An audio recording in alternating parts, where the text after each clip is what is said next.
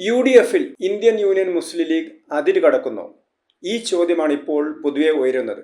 ഇപ്പോൾ കേരളത്തിൽ ആരായിരിക്കണം മുഖ്യമന്ത്രി എന്നുള്ളതിനെക്കുറിച്ചുള്ള ചർച്ചകൾ നടക്കുകയാണ്. മുഖ്യമന്ത്രി സ്വാഭാവികമായും കോൺഗ്രസിൻ്റെ നിയമസഭാ കക്ഷി നേതാവിനെയാണ് മുഖ്യമന്ത്രിയായി തിരഞ്ഞെടുക്കുന്നത്. കാരണം UDFിൽ ഐക്യ ജനാധിപത്യ മുന്നണിയിൽ കോൺഗ്രസിനാണ് മുഖ്യമന്ത്രി സ്ഥാനം.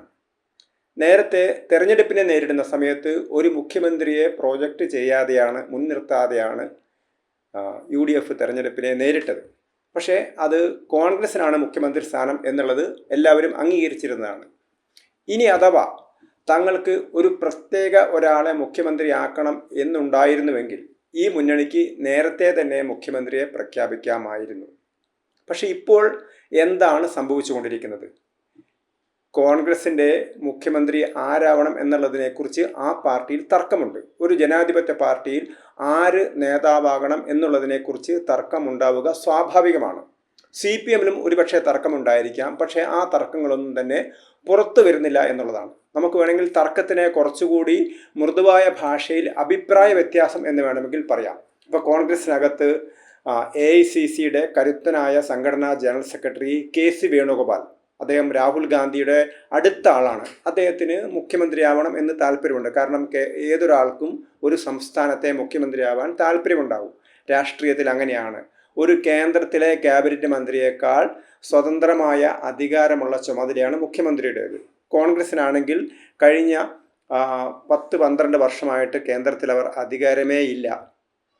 അധികാരമുള്ളത് ഏതാനും സംസ്ഥാനങ്ങളിൽ മാത്രമാണ്. അപ്പോൾ ആ നിലയ്ക്ക് ഒരു സംസ്ഥാനത്തിലെ മുഖ്യമന്ത്രിയാവാൻ കിട്ടുന്ന ഒരു അവസരം ആരും കളയില്ല. അങ്ങനെ നോക്കുന്ന സമയത്ത് KC വേണുഗോപാലിന് മുഖ്യമന്ത്രിയാവാനുള്ള സാധ്യതയുണ്ട്. ഇനി കോൺഗ്രസിനകത്ത് ഇതുവരെ 5 വർഷം പ്രതിപക്ഷ നേതാവായിരുന്നത് VD സതീശനാണ്. അപ്പോൾ അദ്ദേഹത്തിനും സ്വാഭാവികമായൊരു ക്ലെയിമുണ്ട്, ഞാൻ പ്രതിപക്ഷ നേതാവായിരുന്നു എന്നുള്ളതിൻ്റെ ഒരു ക്ലെയിമുണ്ട്. അതേപോലെ തന്നെയാണ് രമേശ് ചെന്നിത്തല. അദ്ദേഹം തൊട്ട് മുമ്പ് 1ാം പിണറായി വിജയൻ സർക്കാർ സമയത്ത് പ്രതിപക്ഷ നേതാവായിരുന്നു. അങ്ങനെ KC വേണുഗോപാലിൻ്റെ താല്പര്യപ്രകാരമാണ് രമേശ് ചെന്നിത്തലയെ മാറ്റി VD സതീശനെ പ്രതിപക്ഷ നേതാവാക്കിയത് 2ാമത്തെ ടേമിൽ എന്നൊരു ആരോപണം ഉയരുന്നുണ്ട്. അതിൻ്റെ സത്യാവസ്ഥ എന്തു തന്നെ ആയാലും രമേശ് ചെന്നിത്തല, KC വേണുഗോപാൽ, VD സതീശൻ എന്നിവർ കോൺഗ്രസിൻ്റെ മുഖ്യമന്ത്രി സ്ഥാനാർത്ഥികളാണ്. അതിൽ ആരെ വേണം എന്നുള്ളത് കോൺഗ്രസിൻ്റെ ദേശീയ നേതൃത്വത്തിന് തീരുമാനിക്കാം. അവരത് നിയമസഭാ കക്ഷിയൊക്കെ ആയിട്ട് ചർച്ച ചെയ്ത്, MLAമാരൊക്കെ ആയിട്ട് ചർച്ച ചെയ്ത്, അത് അവരുടേതായ ഒരു സംഘടനാപരമായ പ്രക്രിയയാണ്. അതിലാർക്കും ആരെയും കുറ്റപ്പെടുത്താൻ പറ്റില്ല. പക്ഷേ ഇവിടെ പ്രസക്തമായ ഒരു ചോദ്യം, ഇന്ത്യൻ യൂണിയൻ മുസ്ലിം ലീഗിന് കോൺഗ്രസിൻ്റെ മുഖ്യമന്ത്രി സ്ഥാനാർത്ഥിയെ നിശ്ചയിക്കുന്നതിൽ എന്ത് റോളാണ് ഉള്ളത് എന്നുള്ളതാണ്. അപ്പോൾ ഇത് ഇപ്പോൾ തന്നെ പരസ്യമായി, ഇത് നമ്മുടെ മാത്രം അഭിപ്രായമല്ല, ഇത് കോൺഗ്രസിൻ്റെ MLA ആയ മാത്യു കുഴൽനാടൻ അദ്ദേഹം ഈ ആരോപണം ഉന്നയിച്ചു കഴിഞ്ഞു, അല്ലെങ്കിൽ ഈ വിമർശനം അദ്ദേഹം ഉയർത്തിക്കഴിഞ്ഞു. അദ്ദേഹം പറയുന്നത് ലീഗിൻ്റെ നേതാവ് ആരാകണം എന്ന് ഞങ്ങൾ തീരുമാനിക്കാൻ വരുന്നില്ലല്ലോ. കേരളത്തിലെ ലീഗിൻ്റെ സംസ്ഥാന പ്രസിഡന്റ് ആരാവണം, അല്ലെങ്കിൽ ലീഗിൻ്റെ നിയമസഭാ കക്ഷി നേതാവ് ആരാവണം, അത് കുഞ്ഞാലിക്കുട്ടി ആവണോ അല്ല മറ്റു വല്ല ആളെങ്കിലും ആവണോ എന്ന് ഞങ്ങളാരും അഭിപ്രായം പറയുന്നില്ലല്ലോ. അപ്പം അതുകൊണ്ട് തന്നെ കോൺഗ്രസിൻ്റെ നേതാവ് ആരാകണം എന്ന് അഭിപ്രായം പറയാനോ അതിലിടപെടാനോ ഉള്ള അധികാരവും ധാർമ്മികമായ ചുമതലയും ആർക്കില്ല, ഒരു ഘടകകക്ഷിക്കും ഇല്ല. അത് മുസ്ലിം ലീഗിനും ഇല്ല എന്നുള്ളതാണ് യാഥാർത്ഥ്യം. അത് എല്ലാവർക്കും അറിയാവുന്ന കാര്യമാണ്. പക്ഷേ എന്തിനാണ് മുസ്ലിം ലീഗ് ഇങ്ങനെ ഒരു പരിപാടിക്ക് പോകുന്നത്? അത് ശരിയാണോ? ഇനി ഒരു പ്രത്യേക നേതാവിൻ്റെ കീഴിൽ മാത്രമേ തങ്ങളുള്ളൂ എന്നുണ്ടെങ്കിൽ അത് UDF അധികാരത്തിൽ വരുന്നതിന് മുമ്പ് തെരഞ്ഞെടുപ്പ് പറഞ്ഞിരുന്ന സമയത്ത് തന്നെ അവർക്ക് നേതാവിനെ പ്രഖ്യാപിച്ച് മുന്നോട്ട് പോകാൻ കഴിയുമായിരുന്നു. അവരത് ചെയ്തില്ല. അവർക്ക് ആരെ നേതാവായാലും ഞങ്ങൾ UDF എന്ന നിലയിലാണ് മത്സരിക്കുന്നത് എന്നാണ് അവർ പറഞ്ഞത്. അപ്പോൾ UDF അധികാരത്തിൽ വന്നാൽ ഞങ്ങൾ നേതാവിനെ തീരുമാനിക്കുന്നു. ആ നേതാവിനെ തീരുമാനിക്കുന്നത് ആ പാർട്ടിയാണ്. അപ്പോൾ ഈ മുസ്ലിം ലീഗിന് വേണമെങ്കിൽ പറയാമായിരുന്നു ഞങ്ങൾക്ക് മുഖ്യമന്ത്രി സ്ഥാനം വേണം എന്ന് UDFിൽ ആവശ്യപ്പെട്ട ശേഷം അവരുടെ നേതാവിനെ മുഖ്യമന്ത്രിയാക്കാം. അതിലൊരു വ്യവസ്ഥാപരമായ ജനാധിപത്യപരമായ ഒരു കാര്യമുണ്ട്. കാരണം ഏതൊരു ഘടകകക്ഷിക്കും നേതാവാകാം. നേരത്തെ PK വാസുദേവൻ നായർ കേരളത്തിലെ മുഖ്യമന്ത്രി ആയിട്ടുണ്ട്. അച്യുതമേനോൻ മുഖ്യമന്ത്രി ആയിട്ടുണ്ട്. അവരൊന്നും തന്നെ ഏറ്റവും വലിയ പാർട്ടിയുടെ നേതാവായിരുന്നില്ല. അച്യുതമേനോൻ CPIയുടെ പാർട്ടി നേതാവായിരിക്കുന്ന സമയത്ത് CPI അല്ല, കോൺഗ്രസ് ആണ് ഏറ്റവും വലിയ കക്ഷി. അതേപോലെ തന്നെ PK വാസുദേവൻ നായർ മുഖ്യമന്ത്രി ആയിരിക്കുന്ന സമയത്തും ഏറ്റവും വലിയ കക്ഷി കോൺഗ്രസ് ആണ്. അങ്ങനെ ചെറിയ കക്ഷികൾക്കും വേണമെങ്കിൽ മുഖ്യമന്ത്രി ആവാം. പക്ഷേ മറ്റൊരു പാർട്ടിയുടെ നേതാവിൽ ആരാവണം എന്ന് തീരുമാനിക്കാൻ ഇടപെടുന്നത് ജനാധിപത്യപരമായിട്ടും ധാർമ്മികമായിട്ടും ശരിയല്ല എന്ന് മാത്രമേ പറയാനുള്ളൂ. അപ്പോൾ ഇവിടെ ധാർമ്മികതയുടെ പ്രശ്നമല്ല ഇവിടെ കിടക്കുന്നത്. ഇവിടെ തങ്ങളാണ് എല്ലാ കാര്യങ്ങളും നിയന്ത്രിക്കുന്നത് എന്നുള്ളൊരു ധാർഷ്ട്യം, ആ ധാർഷ്ട്യം മുസ്ലിം ലീഗിനുണ്ട് എന്നുള്ളതാണ്. യഥാർത്ഥത്തിൽ മുസ്ലിം ലീഗിന് അഹങ്കരിക്കാൻ യാതൊരു വകയുമില്ല ഇപ്പോഴത്തെ അവസ്ഥയിൽ. കാരണം കേരളത്തിലെ കോൺഗ്രസ്സിന് അല്ലെങ്കിൽ UDFന് മുസ്ലിം ലീഗ് ഇല്ലാതെ തന്നെ ഭൂരിപക്ഷമുണ്ട്. കേവല ഭൂരിപക്ഷത്തിന് 71 പേർ മതി. അപ്പം മുസ്ലിം ലീഗിന് 22 പേരാണുള്ളത്.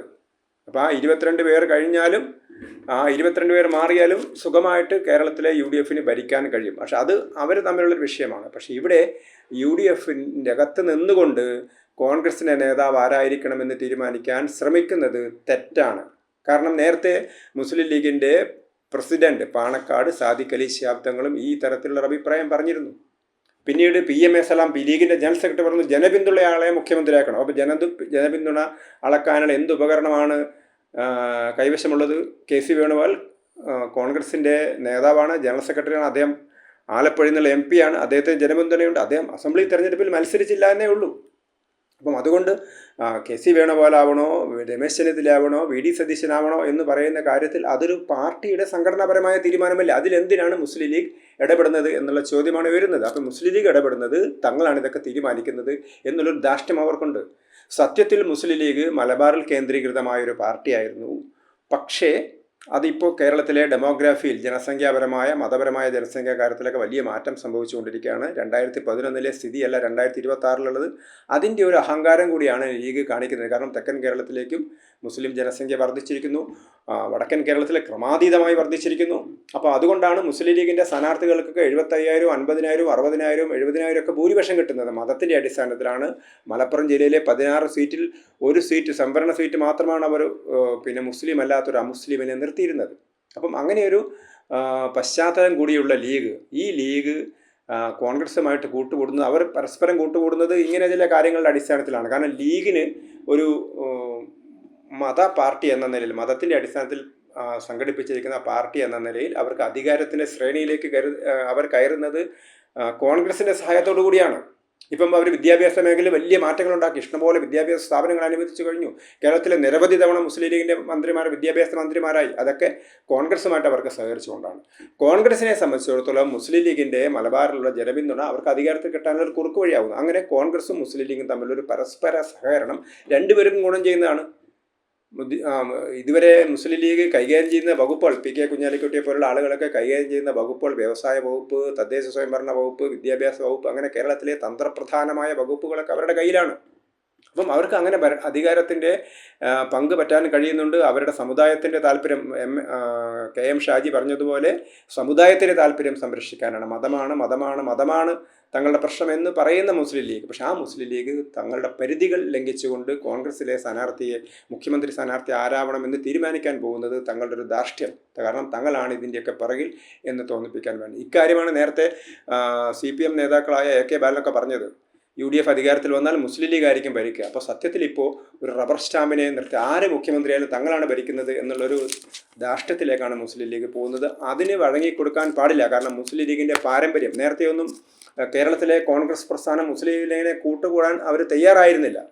നെഹ്റു ചത്ത കുതിര എന്നാണ് മുസ്ലിം ലീഗിനെ വിശേഷിപ്പിച്ചത്. മുസ്ലിം ലീഗിൻ്റെ പാരമ്പര്യം ഇന്ത്യ വിഭജിച്ച പാരമ്പര്യമാണ്. ഞങ്ങൾക്ക് മുസ്ലിങ്ങൾക്ക് പ്രത്യേക രാജ്യം വേണമെന്ന് ആവശ്യപ്പെട്ടുകൊണ്ട് നമ്മുടെ മാതൃഭൂമിയെ വെട്ടിമുറിച്ച് പാകിസ്ഥാൻ ഉണ്ടാക്കിയ പാരമ്പര്യമാണ് മുസ്ലിം ലീഗിനുള്ളത്. പക്ഷേ ഇപ്പോൾ കേരളത്തിലെ മുസ്ലിം ലീഗ് ആ പാരമ്പര്യമൊക്കെ തള്ളിപ്പറയുന്നു. അത് നല്ലതാണ്. അതുകൊണ്ടാണ് ആദ്യത്തെ ഘട്ടത്തിലൊക്കെ മുസ്ലിം ലീഗായിട്ട് കൂട്ടുകൂടാൻ തന്നെ കോൺഗ്രസിന് മടിയായിരുന്നു. പക്ഷേ സാഹചര്യത്തിൻ്റെ സമ്മർദ്ദം മൂലമാണ് കോൺഗ്രസ് മുസ്ലിം ലീഗിനെ കൂട്ടിയത്. അതുകൊണ്ട് മുസ്ലിം ലീഗിന് ഒരുപാട് നേട്ടങ്ങൾ ഉണ്ടായിട്ടുണ്ട്. ഇപ്പോൾ ഇന്ത്യയിൽ മതപരമായിട്ട് സംവരണമില്ല. ഇന്ത്യയിൽ സംവരണം സാമൂഹ്യമായ പിന്നോക്കാവസ്ഥ പരിഗണിച്ചുകൊണ്ടാണ് സംവരണം കൊടുക്കുന്നത്. പക്ഷേ കേരളത്തിൽ മുസ്ലിങ്ങൾക്ക് സംവരണം കിട്ടുന്നുണ്ട്. കാരണം എങ്ങനെയാണ്? മാപ്പിള എന്ന പേരിൽ അതൊരു പ്രത്യേക വിഭാഗമാക്കി തീർത്തിട്ട് എല്ലാ മുസ്ലിങ്ങളും മാപ്പിളയായിട്ട് സംവരണം മാടിയിരിക്കുകയാണ്. മുസ്ലിങ്ങൾക്ക് OBC സംവരണം കിട്ടുന്നത് അത് ശരിക്കും ഭരണഘടനാ വിരുദ്ധമാണ്. അത് കേരളത്തിലെ പാർട്ടികളൊക്കെ ഒത്തുകളിച്ചുകൊണ്ടാണ് ഇത് സംഭവിച്ചിരിക്കുന്നത്. അതേപോലെ തന്നെ വിദ്യാഭ്യാസപരമായ ആനുകൂല്യങ്ങളും മതപരമായ ആനുകൂല്യങ്ങളും ന്യൂനപക്ഷങ്ങൾക്ക് പ്രത്യേക ആനുകൂല്യങ്ങളൊക്കെ ഉണ്ട്.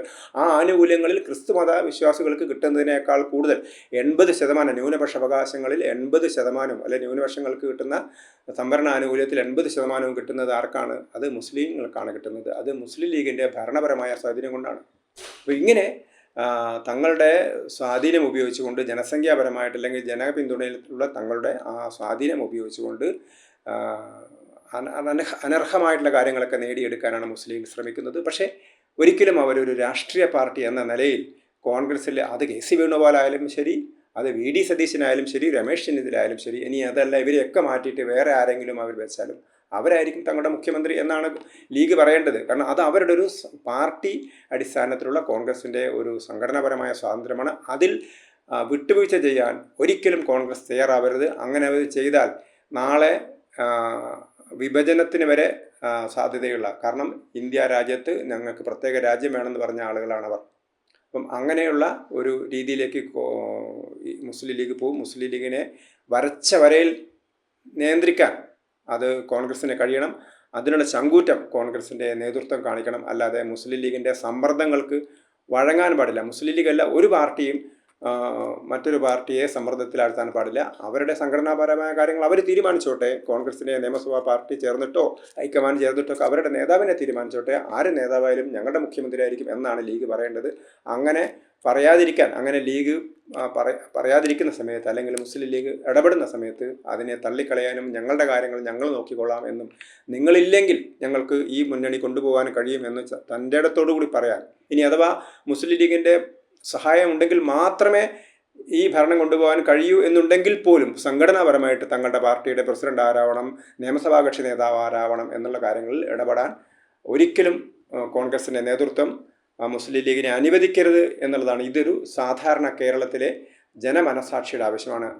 അതിന് കോൺഗ്രസിൻ്റെ നേതൃത്വം തയ്യാറാവണം. മുസ്ലിം ലീഗിനെ തള്ളിപ്പറയണം. അതുപോലെ തന്നെ മുസ്ലിം ലീഗും അതിന് തയ്യാറാവണം. കോൺഗ്രസിൻ്റെ നിയമസഭാ കക്ഷി നേതാവ് ആരാവണം എന്ന് തീരുമാനിക്കാനുള്ള അഭിപ്രായ പ്രകടനം പരസ്യമായിട്ടെങ്കിലും നടത്താൻ മുസ്ലിം ലീഗിൻ്റെ നേതൃത്വം തയ്യാറാവരുത്. അതിന് മാത്യു കുഴൽനാടനെ പോലെയുള്ള ആളുകൾ പറഞ്ഞിട്ടുണ്ട്. അത് കോൺഗ്രസിൻ്റെ ദേശീയ നേതൃത്വവും സംസ്ഥാന നേതൃത്വവും അത് പരസ്യമായിട്ട് വ്യക്തമാക്കണം എന്നുള്ളതാണ് നമുക്ക് പറയാനുള്ളത്.